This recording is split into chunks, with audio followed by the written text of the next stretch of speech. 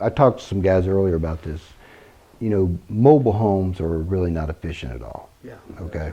So the two places, if you want to make a giant improvement on the living condition and the utility bills of mobile homes, is you can put this underneath, so you stop all your heat from being transferred out of the bottom, and then because the way the construction is, there is no attic in those. So what we do is, you're calling it strapping, we call it furring. Yeah, okay. Same thing.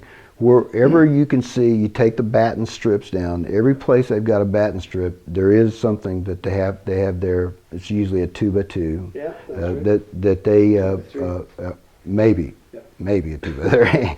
But we take and we fur it off there, staple the material there, and then come back over it with That's a cool thing. and come back over it with the interior ceiling panel.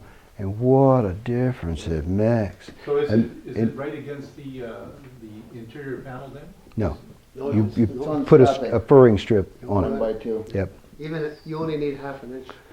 Half Yeah, inch. I mean, I like to see an inch. like to see I like to see an inch. If you have an inch, I mean, what a difference it makes.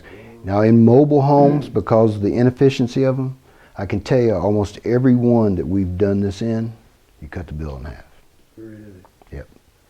Actually, some of the first guys that I did this with when I was working out in the Los Angeles area and up into the high desert was a bunch of Canadian guys that had retired.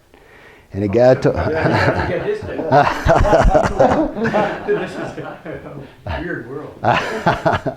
But when I talk to the guys and he's telling me that his utility bill is higher than his payment, I mean, think about this, guys. That doesn't make any sense, So I saw what the guys were trying to do, and at that time they were trying to spray foam on top of the houses, and at that, whatever kind of bird they have in that area there, it eats the foam up. Okay, so I couldn't figure out when I got up on top of the roofs, there was all these pockets, and then that was the even worse place because it's a metal roof underneath all that. The birds would eat down to it, and then you've got pockets where water is just being held. And I don't have to tell you guys, after water is on metal for a period of time, what happens there? I mean, that's an issue waiting to happen. So that wasn't a good thing. They also they would drill holes in the side and they try to foam the walls, okay? But the foam that they were using at the time would gas off so bad Winnipeg had that too. Big issues. Yeah, it was worse than formaldehyde. To go inside, I mean, your eyes would just be burning. So, and you'd think over a period of time that the off gassing would stop, but it really never did. So You can't use it in Canada. yeah. So anyway, I didn't think that was a good idea. So we started doing this, and I'm telling you, it cut the bills in half. Now, on the inside, one of the people, well, the same guy that we were talking about, his daughter told me, she said, her room is on the west side of the mobile home, and she said she can't even touch the wall, it's that hot. So, there's a reason for everything. So I basically took the paneling off, and when I did, all the fiberglass was all down here.